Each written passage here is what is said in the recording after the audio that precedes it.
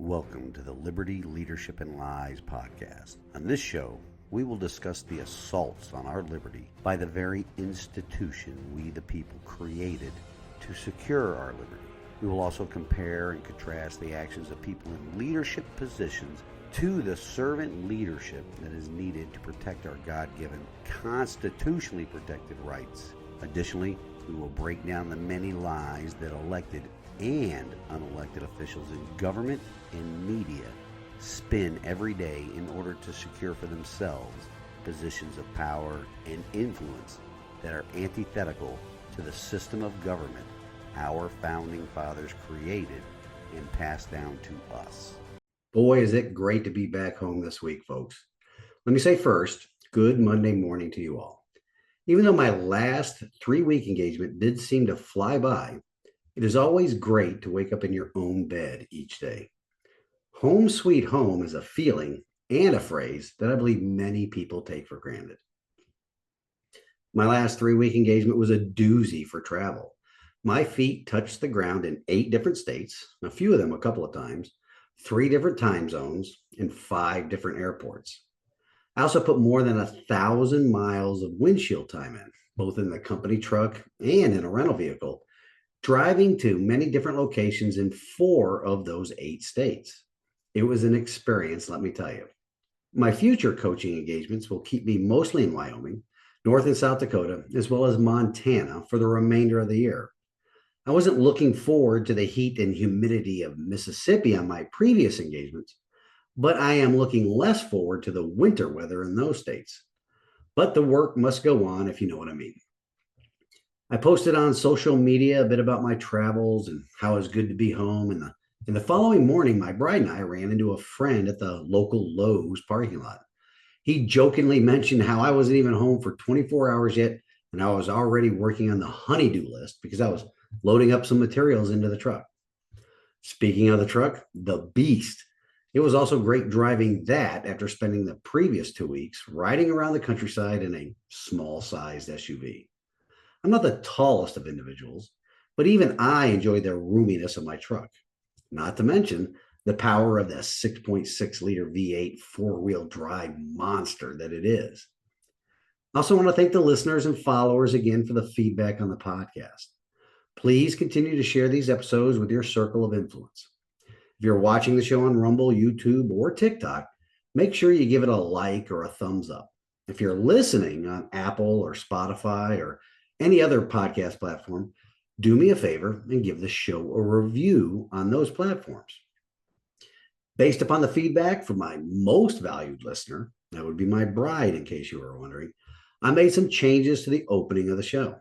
Since I am no longer a candidate for office, just a conservative activist here in Tennessee, I had to make some changes, not only to the show, but also to all my social media platforms. Now, with a recap complete, let's get on with this week's episode of the Liberty, Leadership, and Lies podcast, where I will discuss why the threats to our liberty that are posed by national debt, government spending, and government censorship. So let's take a stand in the arena together again this week, folks, and get on with the show.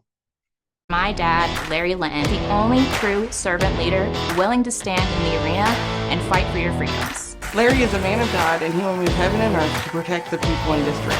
Too many elected politicians act like chameleons. My name is Mike. I'm Larry's neighbor. I bought the house behind him. I trust Larry to give me an honest answer. And what's important to me is faith, family, and my freedom. And I believe these values are also held by Larry Linton. More important than ever, I believe, in our lifetime to really stand up and fight for what's right. And Larry's doing that, and I'm in support of it. We need to replace career politicians in Nashville with leaders willing to stand for what is right, even if it's not popular. People who feel a calling and are not looking to make a profession out of it. You're not going to find a more honest, straightforward, and passionate individual, I don't believe. Larry is what you see is what you get. He's honest. Listen, if you are looking for a true conservative who's passionate about the state of Tennessee, the people that live in it, and wanting to make a difference in a meaningful way, Larry's your guy.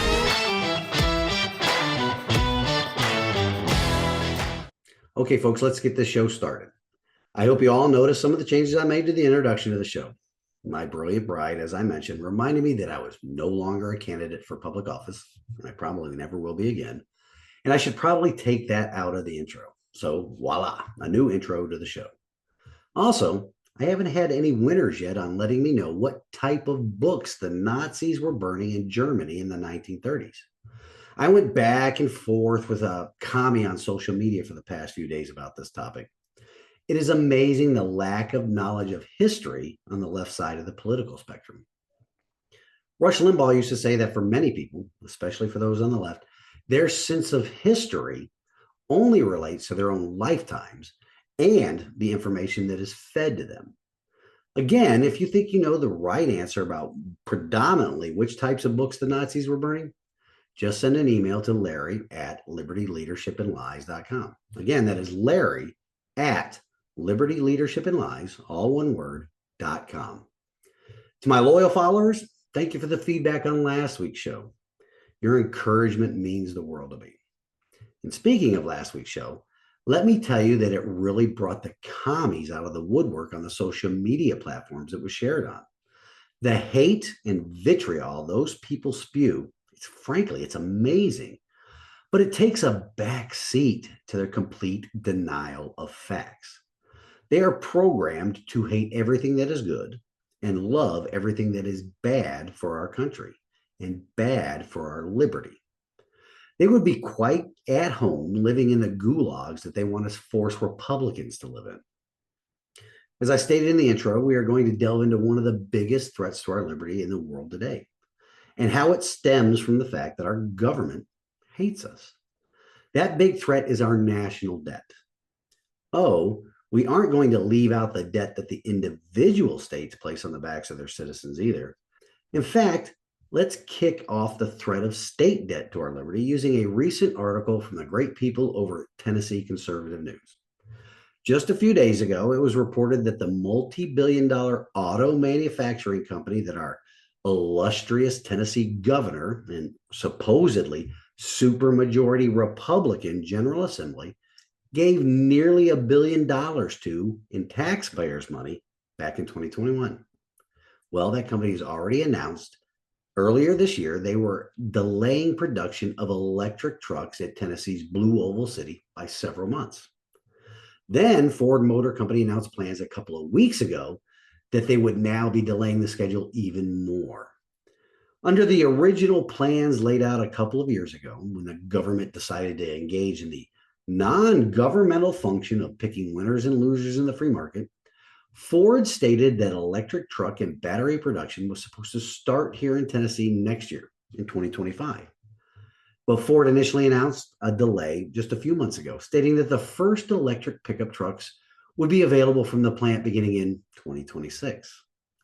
Now, Tennesseans should remember that this was all based upon a special session of the General Assembly that Governor Lee called for in 2021, while he was also engaged in the unconstitutional executive orders around the COVID scandemic. It was then that the Republican, quote unquote, supermajority, or actually, quote unquote, Republicans, joined together with a church pew Governor Lee to approve the budgeting of nearly $1 billion worth of taxpayer funds housed in the state's rainy day fund for that unconstitutional action. Now, what is the purpose of any government's rainy day fund, you may be wondering, and what does this have to do with state government debt and spending affecting our liberty? Well, let me explain. The primary purpose of a rainy day fund is to offset the impact of revenue declines and stabilize a state's fiscal position through economic ups and downs, or natural disasters, or declared states of emergency. Based upon that definition, many commies and establishment Republicans, or who I like to refer to as transpublicans, would say that the nearly $1 billion given to Ford Motor Company initially was done so to stabilize our state's fiscal position, which would be the case if the agreement and plans went off without a hitch. We know now that that isn't the case, because when you break this down to its fundamentals, the state government It was gambling with our taxpayer money, and they lost. So what happens when the state's rainy day fund is needed when the previously mentioned conditions do occur? The state of emergency or national disaster. Or when revenue declines. I think that's happening right now because of the record levels of inflation we are experiencing because of the national government's spending and printing of money. But what about the potential for natural disasters? If the rainy day fund is empty because the political elites in our state keep gambling and losing the money set aside in our rainy day fund, what happens next? Well, history is replete with examples, folks. Austerity measures, which impact the people and not the government, and then higher taxes, again, which impact the people and not the government. It's just another example of a couple of things. First, that our government hates us and only sees us as sources of revenue. Second, because of the apathy of the electorate, we get these fake conservatives in office who do not politically fear the population anymore. That is just one example, and only on the state level. There are many more times or examples we could cite where our state government has gambled with the people's money and lost. The problem is that government doesn't suffer the losses. The losses are always borne by the taxpayers. We taxpayers lose more than just the misspent tax dollars meant for quote unquote rainy days. We lose our liberty because the only way to make up for the losses incurred by the government is to take more from the people or to institute austerity measures. And because of the apathy of those same taxpayers, more often than not, those elected officials are never held accountable at the ballot box. In fact, in 2022, and this is only at the national level, which we're about to discuss concerning the national debt, the incumbency rate for re-election was a staggering 94.5%. Just like being a government employee, never being held accountable for mal or misfeasance, that's a rare occurrence. The same can be said for elected officials. They know it. And that is why they do not politically fear the people any longer. With that being said, let's move into the national debt. Today, our national debt sits at $35+ trillion. And the debt is climbing so fast that the numbers in the hundreds of thousands column, they are a blur to watch on the national debt clock. When I was thinking about this topic, it reminded me of a conversation I had many years ago with the former chairman of the Joint Chiefs of Staff, Admiral Mike Mullen. Here is a photo of Admiral Mullen and I when he came to address the class at the United States Army Sergeants Major Academy back in 2011. We touched on that topic a bit when he took some time to address the Navy contingent of students that were in attendance at the time. It was not a new topic for him. In fact, Admiral Mullen is on record back in 2010 stating that the national debt was a top national security threat. At the time he addressed that with my fellow sailors and I down at Fort Bliss, the national debt was roughly $14 trillion. Remember, that was 2011. It has gone up $21 trillion since then in only 13 years. From 1789 to 2011, our elected so-called leaders accumulated $14 trillion in debt. That took 222 years. From 2011 to 2024, they accumulated an additional $21 trillion. And who pays that bill when it comes due, folks? You and I do. And because of the apathy of the people, the politically elite never pay a price. In fact, most of them become wealthier while serving in office and get reelected, while most of us Americans suffer the consequences of their bad decisions. So let's discuss the threat of national debt to national security, which in turn is a threat to our liberty. National debt is often viewed primarily as an economic concern, but it has increasingly become a significant threat to national security. As countries around the world, in addition to the United States, grapple with rising debt levels, the potential implications extend far beyond financial stability. Our nation's ability to protect our interests and maintain our sovereignty can be undermined by this excessive debt. One of the ways the national debt poses a threat is because it causes economic vulnerability and impacts military spending.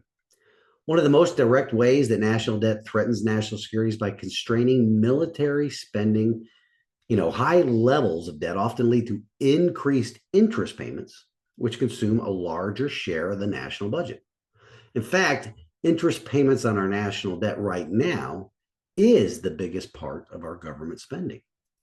As noted by the Center for Strategic and International Studies, this can limit our government's ability to allocate funds to defense and other security-related expenditures, potentially weakening military readiness and capability. The Heritage Foundation highlights that sustained high levels of debt could force a nation to make difficult trade-offs between funding defense initiatives and other domestic priorities.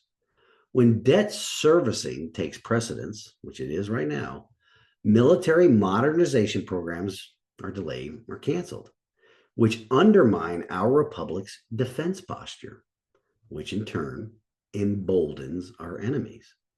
Our national debt has created a dependence on foreign creditors.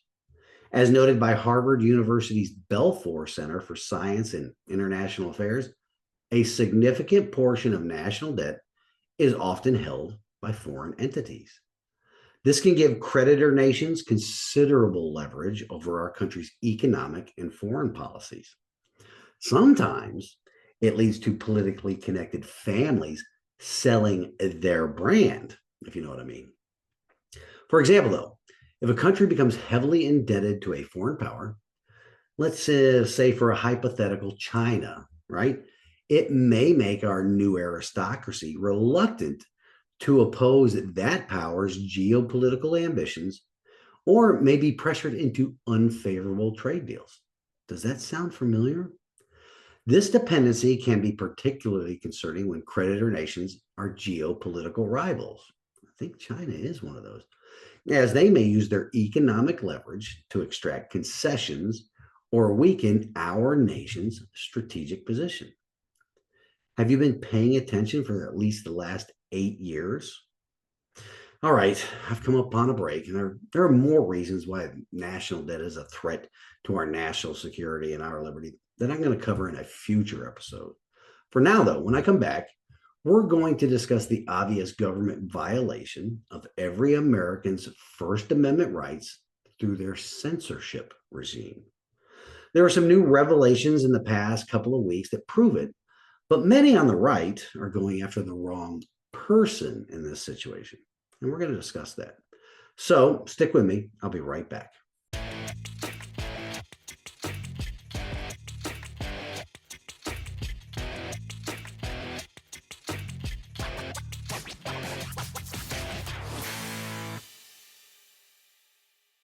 And we're back for the final full segment, folks. As I mentioned in the last segment, there are many other ways in which the national debt poses a threat to our liberty.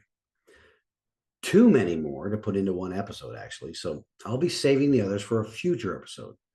Please do not forget to smash that like button or subscribe on whatever platform you watch or listen to this podcast on. For now, though, let's discuss the role censorship plays as a threat to liberty, our liberty. In order to do this, I'm going to discuss examples from history, and then we can compare and contrast them with what is occurring in our republic today.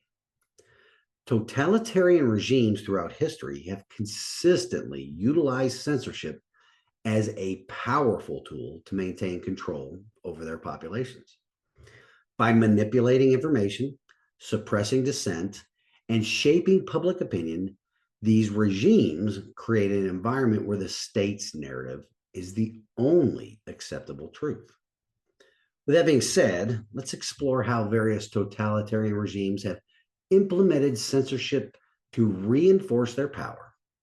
We're going to be drawing on examples from Nazi Germany, the Soviet Union, Communist China, Fascist Italy, North Korea, and a contemporary example like what's going on in Russia right now. Let's start with Nazi Germany. Under Adolf Hitler, Nazi Germany implemented one of the most notorious censorship regimes in history. The Ministry of Propaganda, led by Joseph Goebbels, controlled all forms of media, including newspapers, books, radio, and films. The regime banned and burned books that were considered un-German or subversive, particularly those written by Jewish authors or those promoting communist or pacifist ideologies. Now, let me be clear, that isn't the answer that I was looking for in the contest mentioned at the outset of this week's episode and during last week's episode. I specifically did not mention this one genre, so to speak, of books the Nazis were burning. If you provide me with the correct answer, I will send you a prize. But back to Germany's Ministry of Propaganda, though. This systemic censorship aimed to eliminate any ideas that could challenge Nazi ideology or mobilize opposition. As noted by historian Richard J. Evans, the Nazis were determined to establish a cultural monopoly and to shape the intellectual life of Germany according to their principles. Now, moving on to the Soviet Union from 1922 to 1991. The Soviet Union, particularly under Joseph Stalin, employed a sophisticated censorship system to control the flow of information and suppress dissent. The government tightly regulated all forms of communication, including the press, literature, theater, and even personal correspondence. The state-run agency, Glavlit, was responsible for pre-publication censorship, ensuring that only content that aligned with Soviet ideology reached the people. Dissident voices, such as those of Alexander Solzhenitsyn and Boris Pasternak, they were censored, exiled, or silenced. What do you think that means? According to Robert Service, Stalin's censorship was more than a tool of repression. It was a means of constructing a new Soviet consciousness, a reality in which only the state's narrative was permissible. All of this should be sounding quite familiar. Next up in the queue are the Chi-Coms from 1949 to present day. Since the founding of the People's Republic of China in 1949, the Communist Party has maintained strict control over information to consolidate its power. During the Cultural Revolution of 1966 to 1976, the government, led by Mao, censored all cultural and intellectual activity that did not conform to Maoist thought. Books were banned, intellectuals were persecuted, and only propaganda supporting Maoist ideology was allowed. Even in contemporary China, censorship remains pervasive, particularly with the advent of the internet. The Great Firewall of China blocks access to foreign websites, social media platforms, and any content deemed subversive or harmful to state interest. Scholar Anne Marie Brady notes censorship in China is not just about blocking information, it's about shaping public perception to align with party ideology. Shades of George Orwell's 1984. And it's not limited to China, though. Are you noticing a pattern here? But next up is Fascist Italy from 1922 to 1943. That word fascist is tragically funny in today's context. Well, with Antifa and their supporters all over the country using fascist tactics and methodology in their so-called anti-fascist agenda. Heck, even their wardrobe is strikingly similar to the 1930s and 1940s in Germany and Italy. But anyway, under Benito Mussolini, fascist Italy also employed censorship as a means of maintaining control. The regime suppressed political opposition and controlled the press, radio, and let's not forget film industries to propagate fascist ideology. The Ministry of Popular Culture was responsible for overseeing all media content, ensuring that it aligned with the regime's objectives. Mussolini understood the power of media in shaping public opinion and used censorship to eliminate any dissenting voices or alternative viewpoints. Yeah, sounds kind of eerily familiar, doesn't it? Historian Philip B. Canistero highlights that censorship in fascist Italy was comprehensive, extending to all forms of cultural expression and seeking to enforce ideological conformity. Now, number 5 on the list is North Korea from 1948 to present. This country remains one of the most closed societies in the world, with strict censorship being a cornerstone of its totalitarian regime.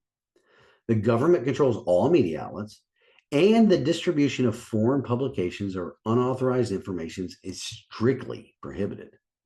The regime's leader, Kim Jong-un, he uses censorship to cultivate a personality cult and suppresses any form of dissent. Citizens there are only exposed to state-approved content that glorifies the ruling family and the regime's achievements while demonizing foreign nations, particularly South Korea and the United States.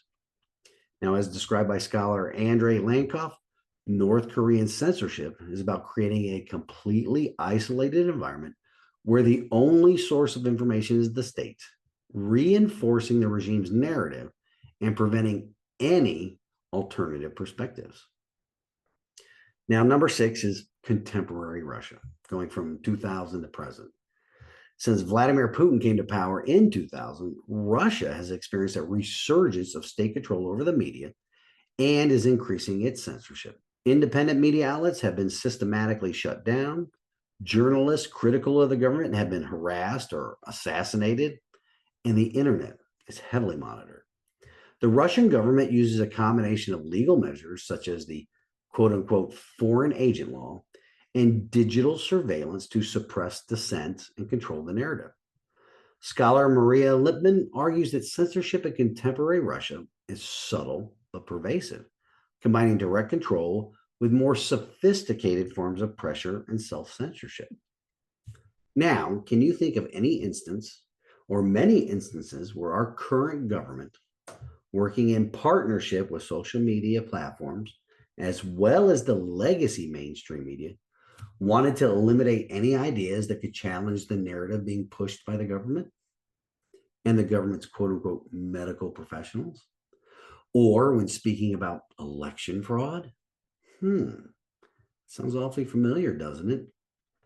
Now, last week, the CEO of Meta, or Facebook, Mr. Mark Zuckerberg, exposed in a letter that he was in fact pressured by the United States government to suppress information about the Hunter Biden laptop story in the run-up to the 2020 election. Many on the right, including elected officials in Congress, are pleased as punch about that announcement, and the people now want his head on a platter. Figuratively, folks.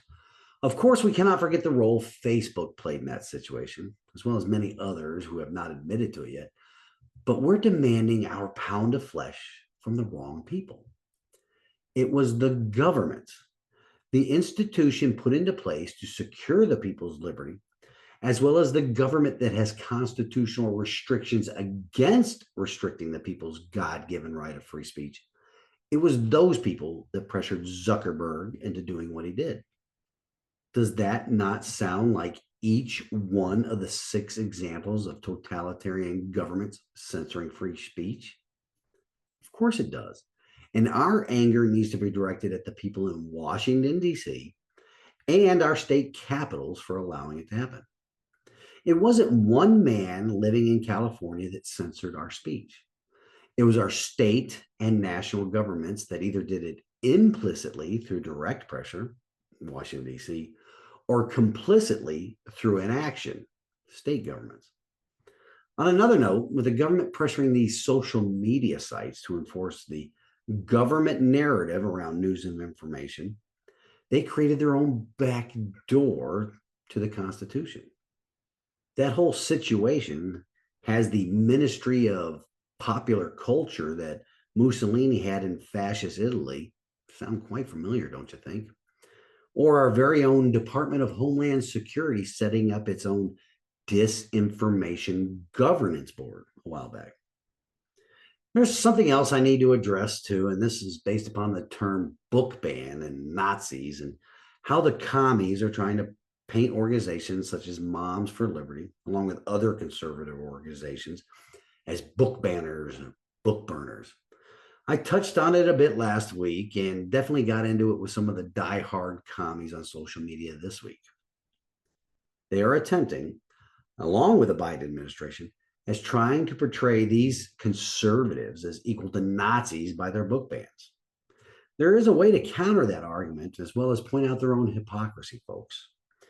Ask them if they can still purchase any one of those books that normal, concerned parents want removed from government school libraries. The answer is yes, they can still be purchased. So those books have not been banned, nor have they been burned. Then ask them if they banned an image of the Native American woman from the land of Lake's butter, or Aunt Jemima from syrup bottles, or Uncle Ben from rice packages. Or how about changing the name of the Washington Redskins to the Washington Commanders, or the Cleveland Indians to the Cleveland Guardians? Can you purchase those items with those images and logos anymore? So, who is really doing the banning here, folks? From the 6 examples of totalitarian governments that we discussed earlier, we can conclude that throughout history, totalitarian regimes have used censorship as a fundamental tool to maintain control over their populations. By suppressing dissent, controlling information, and shaping public perception, these regimes seek to create an environment where their authority is unquestionable and their ideology is unchallenged. Brings to mind a phrase, I am science. You should know who that means. From Nazi Germany and the Soviet Union to communist China, fascist Italy, North Korea, and contemporary Russia, censorship remains a key strategy in the arsenal of authoritarian rule. And our government, the United States of America's government, appears to be a good student of history because that is what we are seeing at all levels right now. For now, though, that closes out this segment. I'll be right back after the break with my closing thoughts after God's Word. So stay tuned. I'll be right back.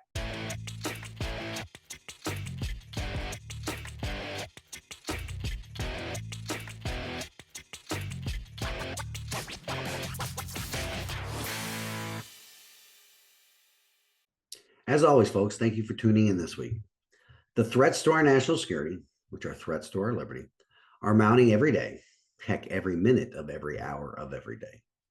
The threats to our liberty that are coming at us in the form of national debt, brought on by government spending, in the form of our state governments picking winners and losers in the free market by gambling with our money, and most especially in the form of the government working to silence speech and points of view that it does not agree with.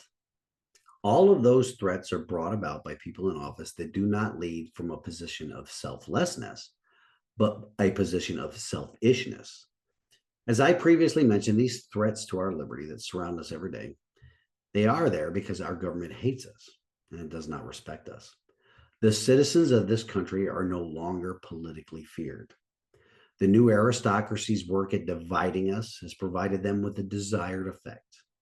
That effect being they can, and often do, pass whatever legislation is needed or take any other action, even unconstitutional actions, all to maintain their positions of power. Because what they have learned to count on is the apathy of the electorate. Rarely is an incumbent defeated in an election, especially in off-year elections, and most especially in local elections. One of the questions that a prominent person in the conservative space asks quite frequently is this: has it gotten bad enough yet? I don't think so. But when it does get bad enough, the consequences of that will be severe for all parties involved. Not only for the new aristocracy and the activists on both sides of the political spectrum, but also for the people that just want to be left alone. The clock is ticking, and for a vast majority of the citizens, they cannot hear or see the clock as it approaches 0 hour. And now for some wisdom from God's Word. This week it comes to us from the Gospel of John, chapter 3, verse 20, where our Lord and Savior Jesus Christ spoke these words: "Everyone who does evil hates the light and will not come into the light for fear that their deeds will be exposed." Elected officials at every level are discovering, because they no longer politically fear the electorate, that they no longer care if their deeds are exposed. As I discussed earlier when talking about my interaction with individuals on the commie side of the political spectrum, they don't care that the government censored its citizens.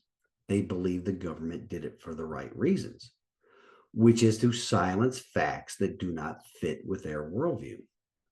They also do not care that the government is racking up enormous amounts of debt in the people's names. They believe the government is doing that for the right reasons as well. These communists, a small but very loud portion of society, truly believe that government is God and all our rights come from it and can be taken from the people by it, all to advance their political and religious ideology. It is imperative that you all become constitutional activists and start waking people up, especially those that consider themselves Christians and have stayed out of the fight. If Christians are not engaged with politics, decisions will be and are being made by people who think God is irrelevant and the truth of God's word does not exist, which in turn means that the foundation of our nation's creation, the Declaration of Independence and the Constitution, which were written based upon Christian principles, it means those documents are irrelevant as well. Something to think about. So until next week, stand in the arena with me. Reveille, it's time to wake up.